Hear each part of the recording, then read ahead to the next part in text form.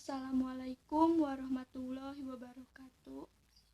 Selamat datang kepada para peserta didik baru Madrasah Aliyah Nurul Salam tahun ajaran 2020-2021 dalam kegiatan Matsama, yaitu Masa Ta'aruf Siswa Madrasah. Oke, sebelumnya, apa kabar kalian semua? Semoga semuanya dalam keadaan sehat walafiat untuk melaksanakan kegiatan ini secara sebaik-baiknya.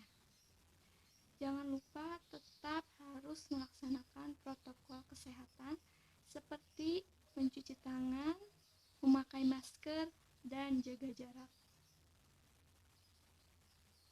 Pada kesempatan kali ini, izinkan saya untuk memperkenalkan diri. Nama saya Andi Nur Asifah, biasa dipanggil Ibu Ani.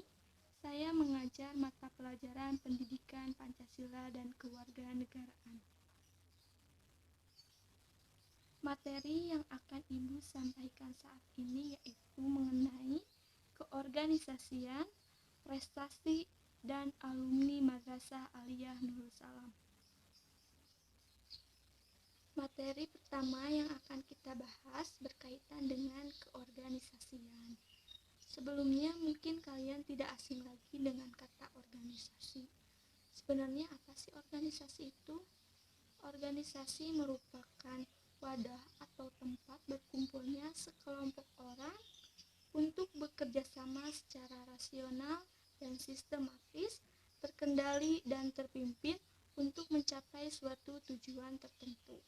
Nah, secara sederhananya organisasi itu adalah tempat berkumpulnya sekelompok orang yang kegiatannya dilaksanakan secara sistematis dan terkendali untuk mencapai suatu tujuan tertentu.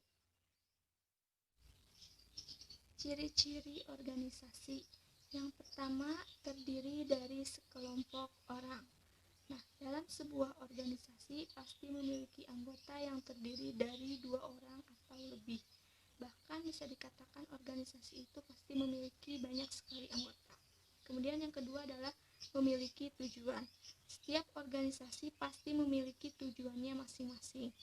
Alasan mengapa orang membentuk organisasi adalah karena memiliki tujuan bersama yang ingin diwujudkan. Dengan adanya tujuan tersebut, para anggota organisasi akan saling bahu-membahu untuk mencapai tujuan tersebut. Yang ketiga adalah saling bekerja sama. Nah, untuk mencapai tujuan organisasi, maka para anggotanya harus saling bekerja sama. Tanpa adanya kerjasama antar anggota organisasi, maka tujuan yang telah ditetapkan tidak dapat tercapai secara efektif dan efisien. Kemudian adanya peraturan. Setiap organisasi pasti memiliki peraturan masing-masing. Peraturan ini bertujuan untuk mengatur dan membatasi sumber daya yang dimiliki agar saling bersinergi dalam proses pencapaian tujuan dan menciptakan manajemen yang baik dalam organisasi. Kemudian pembagian tugas dan tanggung jawab. Dalam sebuah organisasi tentu ada pembagian tugas dan tanggung jawab yang jelas pada setiap anggota organisasi. Pembagian tugas tersebut bisa dilakukan dengan pembentukan beberapa divisi yang bertanggung jawab pada beberapa tugas dan tanggung jawab. Materi selanjutnya yaitu mengenai prinsip-prinsip organisasi. Yang pertama yaitu organisasi harus memiliki tujuan yang jelas. Terbentuknya sebuah organisasi haruslah didasari oleh adanya sebuah tujuan. Bukanlah sebuah organisasi apabila organisasi tersebut tidak memiliki tujuan. Nah, secara umum tujuan organisasi itu ada 3 macam, yaitu tujuan jangka pendek, tujuan jangka menengah, dan tujuan jangka panjang. Kemudian yang kedua adalah skala hierarki. Skala hierarki memiliki makna berupa tingkatan kepemimpinan. Dalam sebuah organisasi diperlukan garis kepemimpinan yang terstruktur dengan baik dan rapi dari pimpinan utama hingga para pelaksana. Dengan adanya tingkatan dalam sistem kepemimpinan, maka akan mempermudah pembagian wewenang dan tanggung jawab dan akan menunjang efektivitas jalannya organisasi secara keseluruhan sehingga dapat mempermudah kerja organisasi dalam upaya pencapaian tujuan. Kemudian Kemudian adalah prinsip kesatuan perintah. Kesatuan perintah memiliki makna yaitu seorang anggota organisasi hanya menerima perintah atau bertanggung jawab kepada seorang pemimpin. Sehingga dalam prinsip ini, pemimpin berperan penting karena pemimpin memiliki kewajiban untuk mengawasi setiap kebijakan yang muncul di bawah kepemimpinannya.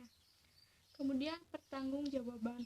Dalam prinsip ini dijelaskan bahwa setiap anggota memiliki kewajibannya untuk menjalankan tugasnya, dan dalam menjalankan tugasnya tersebut, para anggota harus bertanggung jawab sepenuhnya. Kemudian pembagian pekerjaan. Untuk mencapai tujuan, sebuah organisasi melakukan berbagai aktivitas atau kegiatan. Agar kegiatan tersebut dapat berjalan optimal, maka dilakukan pembagian tugas atau pekerjaan yang didasarkan kepada kemampuan dan keahlian dari masing-masing anggotanya. Kemudian fungsional, bahwa seorang anggota dalam suatu organisasi secara fungsional harus jelas tugas dan wewenangnya, kegiatannya, hubungan kerja, serta tanggung jawab dari pekerjaannya. Kemudian kepemimpinan. Memiliki sebuah sistem yang baik tidaklah cukup bagi sebuah organisasi untuk meraih tujuan yang dicita-citakannya. Hal itu disebabkan organisasi membutuhkan sebuah kepemimpinan yang baik. Pemimpin akan dijadikan panutan oleh para anggotanya. Apabila seorang pemimpin menunjukkan sikap dan etos kerja yang baik, maka ini akan berdampak positif bagi perkembangan organisasi tersebut. Selanjutnya mengenai struktur organisasi. Secara umum, sebuah organisasi biasanya terdiri dari ketua, bendahara, sekretaris, dan anggota.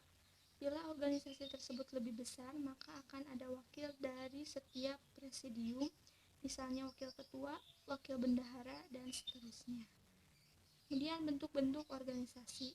Nah, bentuk-bentuk organisasi itu sangat banyak jenisnya, mulai dari organisasi politik, organisasi sosial, organisasi olahraga, organisasi agama, organisasi pemuda, dan organisasi mahasiswa.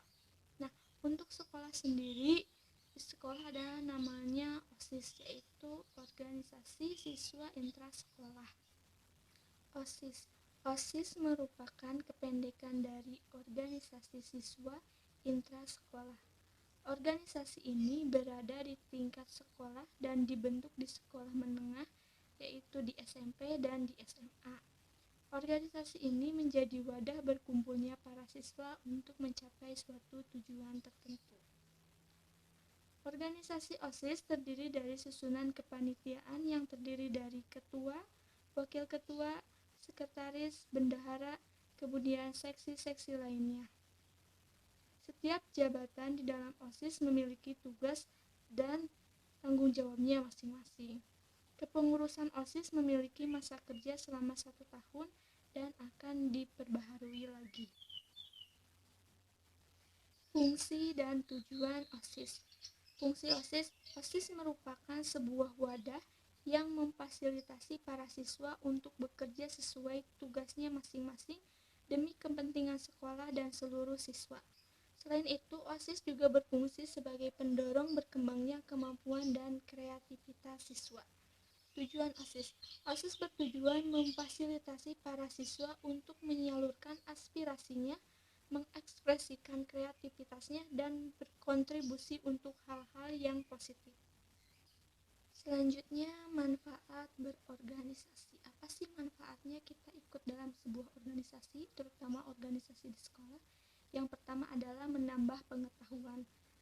Sudah jelas dan pasti kalau kita berorganisasi pasti akan menambah pengetahuan kita.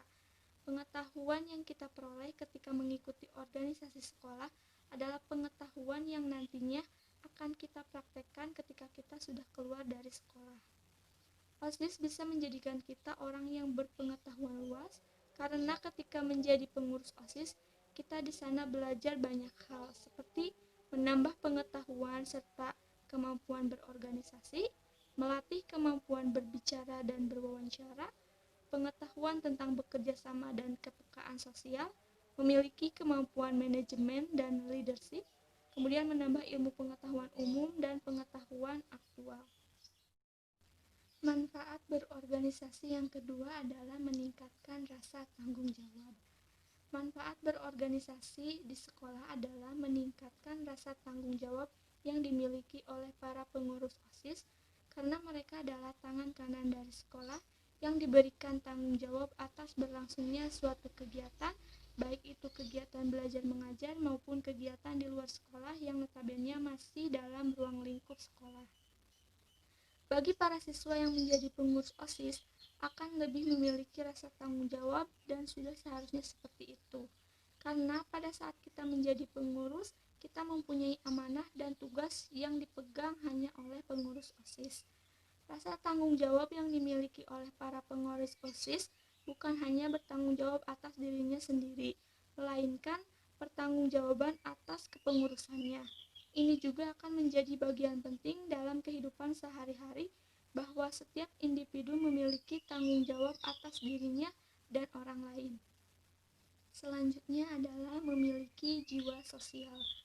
Memiliki jiwa sosial sudah seharusnya dimiliki oleh setiap manusia, karena manusia hidup tidak sendiri. Apalagi kita hidup di negara yang bermacam-macam suku, ras, dan agama. Manfaat kita dalam mengikuti OSIS akan menumbuhkan jiwa sosial yang dimiliki setiap anak. Dalam OSIS kita diajarkan bagaimana caranya menghargai, menasehati, mengingatkan sesama anggotanya yang tentu saja pasti mempunyai watak dan sikap yang berbeda-beda. Hal itu akan melahirkan jiwa sosial pada setiap anggota OSIS. Manfaat lainnya yaitu memahami arti penting kepemimpinan. Memahami arti penting kepemimpinan bisa kita dapatkan dalam organisasi di sekolah. Ini akan menjadikan kita mengerti akan pentingnya pemimpin dalam sebuah organisasi. Suatu organisasi bisa dibilang baik dan inspiratif apabila memiliki pemimpin yang kreatif juga. Manfaat berorganisasi yang terakhir tentunya bermanfaat untuk diri sendiri. Berorganisasi bisa bermanfaat untuk diri sendiri. Artinya jika kita sudah mempunyai suatu kemampuan di suatu bidang itu adalah manfaat untuk bekal kita ke depannya. Dan yang pasti saat kita tergabung dalam organisasi sekolah, kita akan mendapatkan banyak sekali ilmu yang baru yang sebelumnya belum kita miliki. Hal itu tentu sangat bermanfaat untuk diri kita sendiri dan kelak di kehidupan kita selanjutnya. Inilah prestasi-prestasi yang diraih oleh Madrasah Aliyah Nurul Salam.